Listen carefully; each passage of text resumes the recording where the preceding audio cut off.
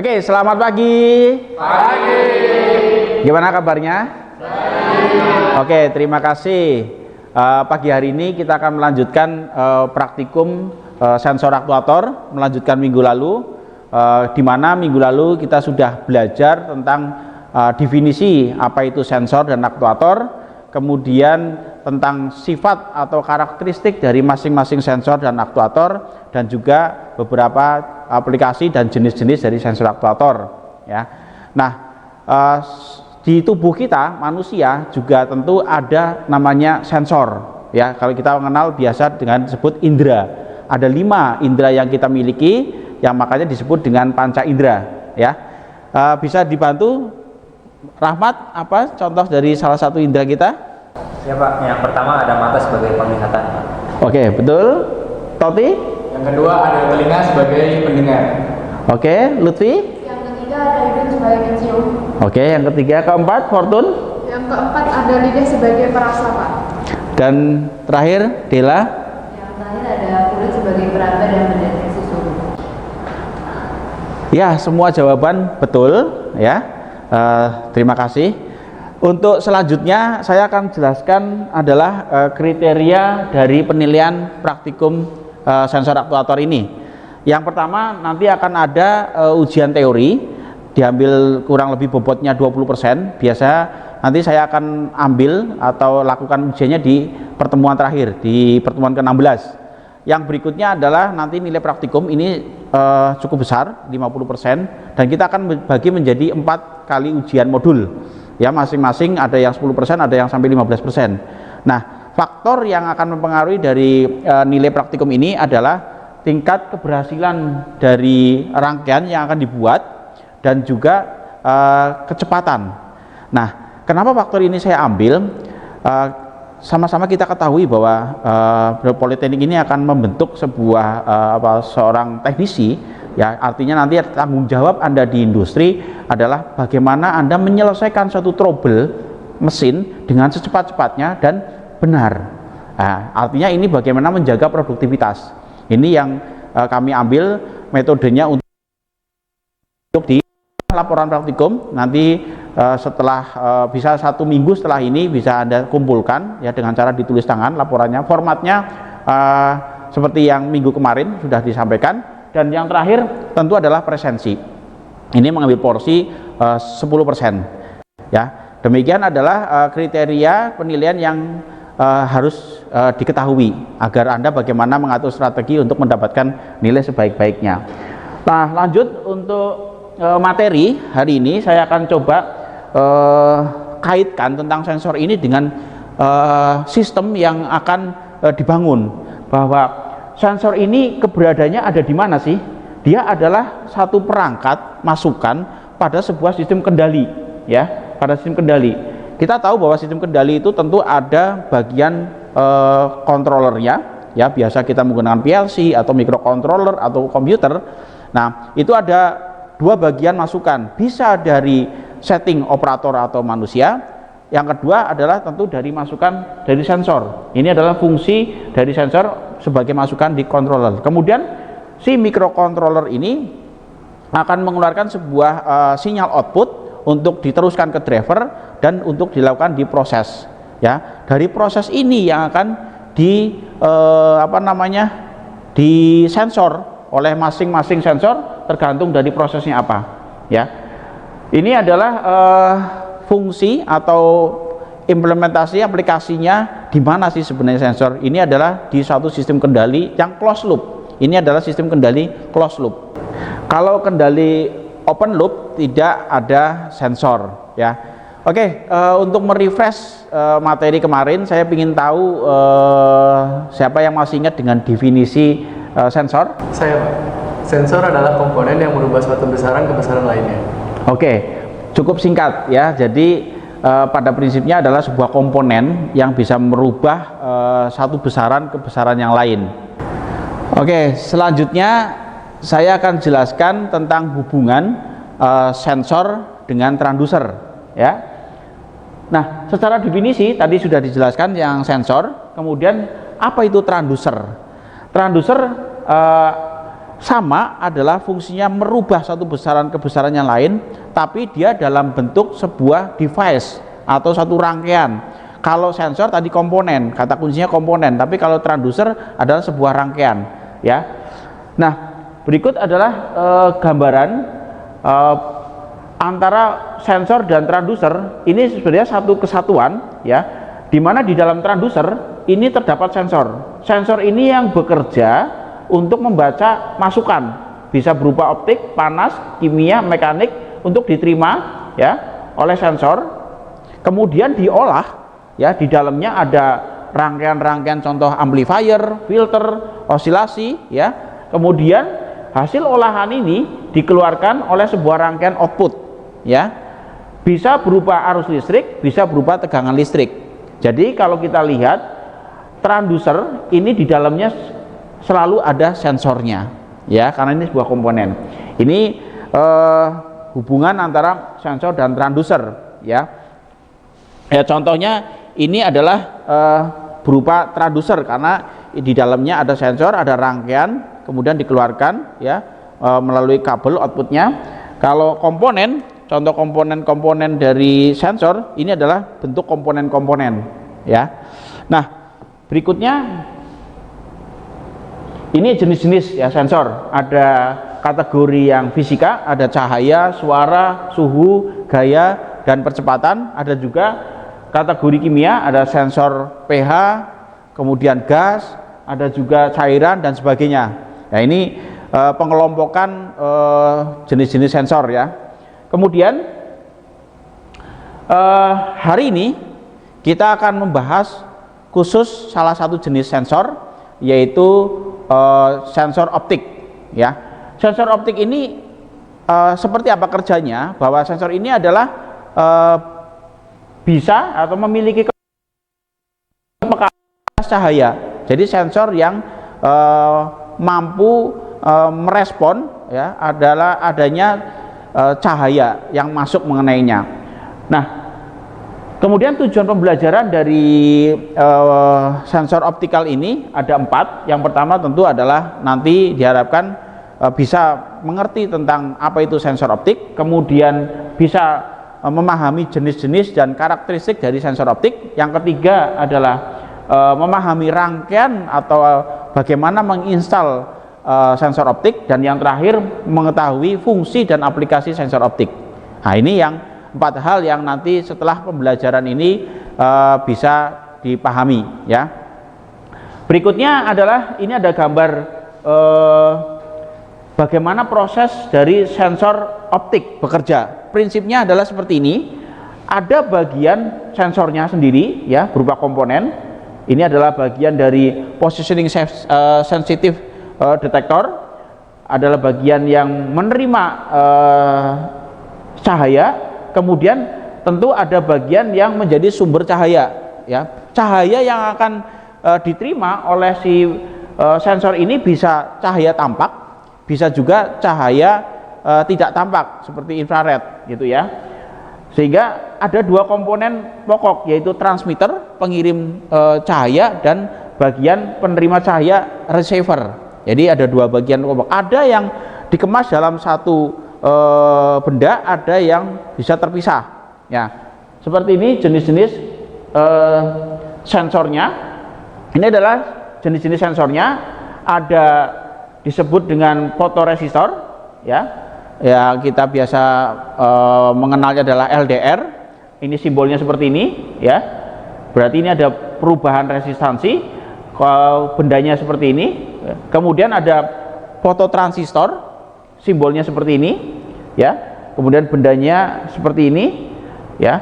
Ini ada fotodioda yang cukup banyak diaplikasikan, adalah fotodioda, simbolnya, kemudian bendanya mirip dengan LED. Kemudian berikutnya adalah pyroelektrik, ya, simbolnya cukup rumit, simbolnya, bendanya seperti ini. Dan yang terakhir Bull detektor, simbolnya, dan ini bendanya, ya, biasa diaplikasikan di militer biasanya, ya. Nah, ini adalah komponen-komponen sensor optik, ya, cukup banyak. Berikutnya adalah saya ingin menjelaskan cara kerja dari sebuah salah satu dari sensor optik LDR yang biasa atau kita sering melihat atau mengetahui dalam kehidupan sehari-hari, ya. Pada saat kita jalan di jalan umum, di jalan raya, kita tahu banyak sekali penerangan jalan. Tentu tidak efektif kalau itu dilakukan dengan bantuan orang, ya, karena tingkat errornya nanti cukup tinggi, bisa jamnya yang meleset atau mungkin lupa nggak mematikan atau nggak menyalakan. Nah, dipasanglah sebuah sensor LDR, ya. Kita harus tahu dulu seperti apa sih contoh karakteristik dari sensor LDR, bahwa dilihat dari grafik ini, ya, grafik sumbu Y, ya, semakin ke atas nilai resistansinya semakin besar karena LDR ini keluarnya adalah variabel resistor, ya, resistansi, ya, variabel resistansi. Kemudian sumbu X-nya ini adalah tingkat cahaya yang mengenai ke LDR-nya, ya. Semakin ke sana ini semakin tinggi tingkat pencahayanya atau lux-nya. Nah, artinya bahwa semakin si LDR dikenai cahaya semakin terang, maka nilai resistansinya semakin rendah. Semakin gelap, maka nilai resistansinya semakin tinggi. Ini adalah sifat dari LDR. Nah, bagaimana pengaplikasiannya?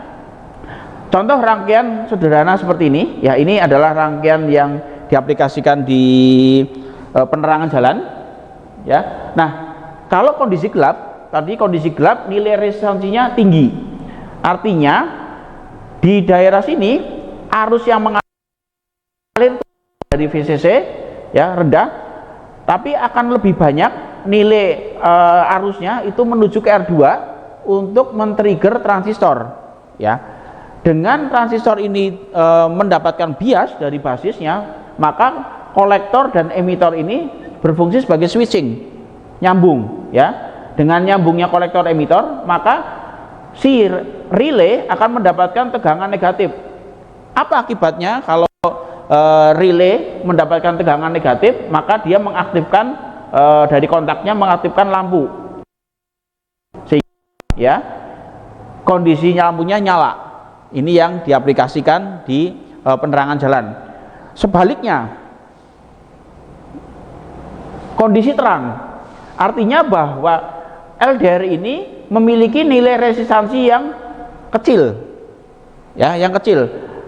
Berarti arus yang akan mengalir, ya, karena nilai R2 lebih besar daripada nilai R di LDR, maka arus akan cenderung mengalir ke bawah, sehingga arus yang ke basis itu sedikit, ya, sehingga belum kuat, tidak kuat untuk mengaktifkan transistor ini. Dengan tidak aktifnya transistor ini, maka kolektor emitor terbuka, ya, sehingga relay tidak mendapatkan tegangan negatif, artinya kontak ini nggak aktif, lampu ini padam. Nah, ini salah satu, ya, aplikasi dari sensor optik yang setiap hari mungkin kita jumpai. Oke, selanjutnya saya akan jelaskan tentang tipe sensor optik yang sering paling banyak digunakan di industri, ya. Kita kenal ada 3 yang paling banyak, yaitu tipe diffuse. Diffuse ini bendanya satu, di dalamnya ada bagian transmit yang tadi mengeluarkan sinar, ya, bisa tampak bisa tidak jenisnya. Kemudian ada bagian sensor yang menerima, ya. Kemudian ada jenis retroreflektif, ya. Retroreflektif ini terdiri dari 2 bagian. Yang pertama adalah bagian sensornya, ya, seperti ini. Kalau diffuse tadi hanya seperti ini aja, tidak ada tambahan komponen. Kalau yang retro ini ada bagian sensornya, kemudian ada bagian cerminnya, ya. Ini harus satu pasang, tidak bisa berdiri sendiri atau tidak bisa bekerja tanpa cermin. Ini yang retroreflektif, ya. Memang di dalam satu sensor ini terdapat bagian transmitter dan receiver. Kemudian yang model ketiga ini adalah model true beam, ya, di mana bagian transmitter dan bagian receiver itu terpisah seperti ini, Ya, ini bagian transmitter, biasanya di cirinya adalah kabel sumbernya ada dua, ya, positif negatif saja. Tapi bagian receiver ini kabelnya lebih dari dua, karena akan ada terminal output. Jadi terpisah, ya, antara bagian TX dan bagian RX. Perhatikan sensor itu berada di mana, ya, berada di mana? Sensor itu selalu berada di bagian receiver, ya, receiver. Jadi kalau TX ini hanya sebagai sumber cahaya saja. Nah, ini contoh benda-bendanya, ya, kalau yang biasa di industri akan terlihat seperti ini. Oke, selanjutnya adalah apa sih kelebihan dan kekurangan dari sensor optik? Ya, kelebihannya yang pertama adalah dia bisa mendeteksi semua jenis material, ya, baik itu logam, non logam, kemudian yang lunak atau yang keras, gitu ya. Ini bisa dideteksi dengan menggunakan sensor optik, kemudian memiliki jangkauan yang jauh dalam mendeteksi benda. Jadi bisa jaraknya jauh. Kalau proximity kan dekat-dekat, ya, dalam jarak mili, tapi kalau sensor optik ini bisa jaraknya bisa dalam satuan meter. Kemudian yang ketiga, dia bisa merespon dengan cepat pada saat mendeteksi benda. Jadi pada saat dia mendeteksi benda, dia bisa merespon dengan cepat, dikeluarkan dalam outputnya. Nah, ada dua hal yang menjadi kekurangan sensor optik. Yang pertama adalah kita tahu bahwa sensornya dilindungi oleh kaca, ya. Kalau kaca ini kena kotoran, debu dan sebagainya, tentu efektivitas dia dalam membaca benda itu kurang, ya, sehingga ini perlu adanya perawatan membersihkan bagian lensanya. Ini salah satu kekurangan juga bahwa kita harus butuh satu perawatan. Kemudian jangkauan penginderaan terpengaruh oleh warna dan daya pantul dari objek. Jadi warna dari benda yang akan dibaca dan juga tingkat pemantulan dari benda ini mempengaruhi jarak, ya, mempengaruhi jarak. Ini yang menjadi kekurangan dari sensor optik. Oke. Beberapa aplikasi dari optik sensor, ya. Secara prinsip bahwa optik sensor ini digunakan untuk mendeteksi benda, ya. Dalam prosesnya itu nanti bisa untuk menghitung jumlah benda atau mendeteksi bahwa benda itu sudah ada atau belum, ya, di dalam material handling atau dalam proses packaging. Itu benda sudah mulai siap dikelompokkan, ya, yang oke atau yang NG, yang no good, ya. Itu juga salah satu fungsi dari sensor optik. Dan ini adalah beberapa gambar. Tapi prinsipnya adalah dia tentu mendeteksi ada dan tidaknya benda. Oke? Nah, berikutnya adalah ini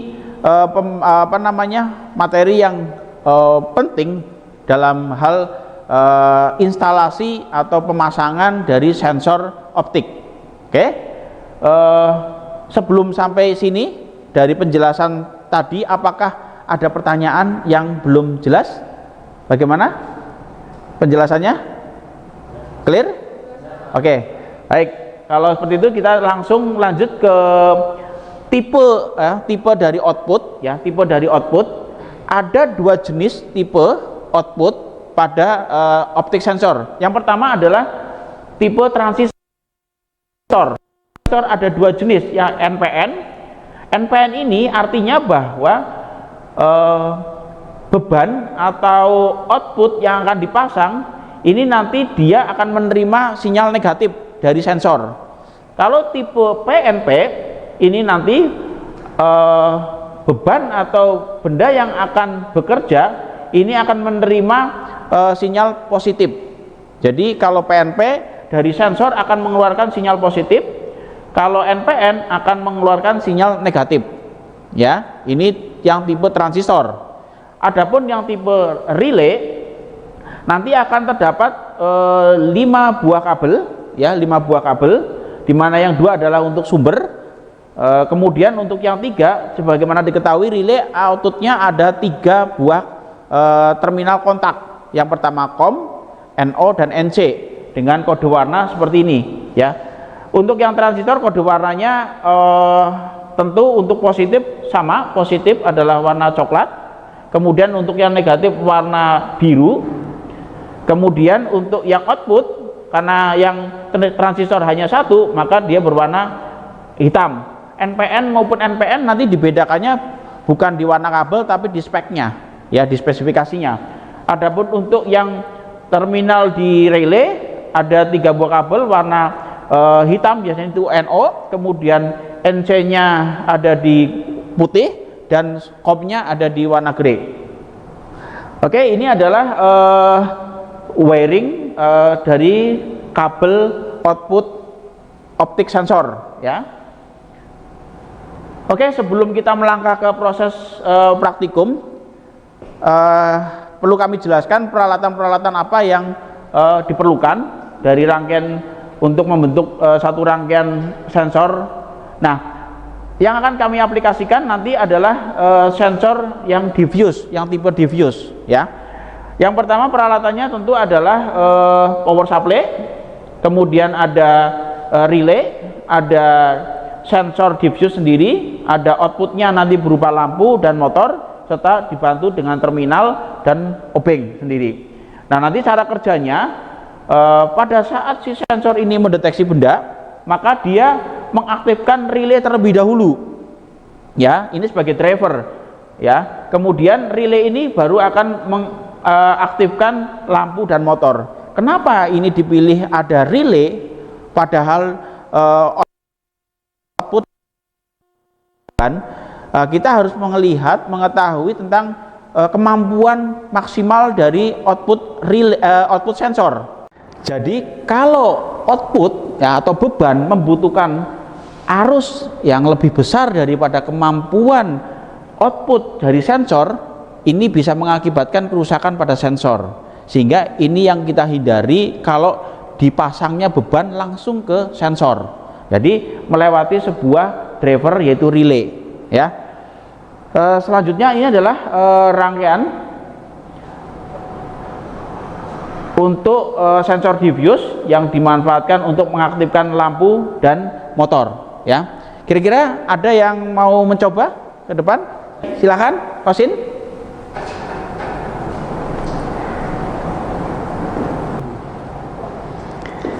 Oke, Kosin, nanti Anda bisa mengikuti diagram ini ya. Pertama untuk output dari sensor yang warna hitam ini nanti menuju relay ya, warna hitam. Kemudian yang warna biru ini adalah negatif, warna biru menuju ke terminal blok negatif.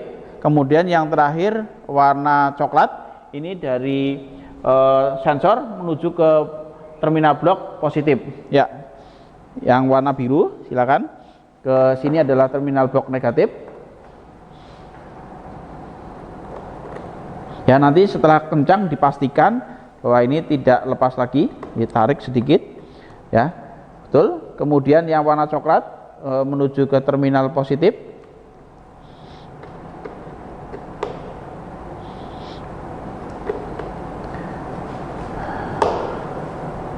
Yang terakhir warna hitam output.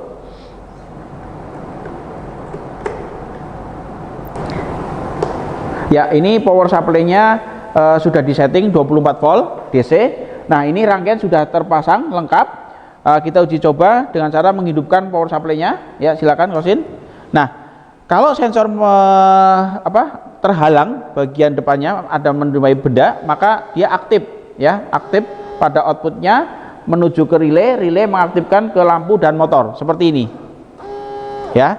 Nanti masing-masing bisa mencoba di mejanya masing-masing sesuai dengan rangkaian ini ya. Boleh matikan dulu boleh ya. Seperti rangkaian ini sudah lengkap rangkaian ini, jadi silakan nanti secara mandiri bisa mencobanya ya. Terima kasih Kosin ya, silakan bisa kembali ke bangkunya. Oke, setelah tadi kita mencoba ya, mensimulasikan oleh Kosin, apakah ada yang ingin didiskusikan? Saya Pak. Saya mau nanya tentang kalau kita lagi ada di mall itu, pintu yang kebuka dan ketutup otomatis itu memakai sensor apa ya Pak? Bagus pertanyaannya, Yohan. Terkait dengan sensor apa yang digunakan, bisa menggunakan diffuse seperti yang tadi kita lihat bahwa sensor diffuse ini kita pasang tentu di bagian atas ya. Kalau ada orang atau benda yang terdeteksi di bagian depan, maka dia akan mengaktifkan ya, bisa melewati relay, kemudian mengaktifkan motor untuk membuka dan menutup dari pintu tersebut. Jadi bisa menggunakan model optik sensor tipe diffuse. Itu Yohan, apakah bisa menjawab pertanyaannya? Sudah Pak, terima kasih Pak. Oke, ya, saya rasa untuk penjelasan dari saya cukup, bisa dipraktekkan masing-masing. Nanti juga jangan lupa membuat laporan. Ya, dari saya terima kasih. Silakan untuk bisa praktikum mandiri.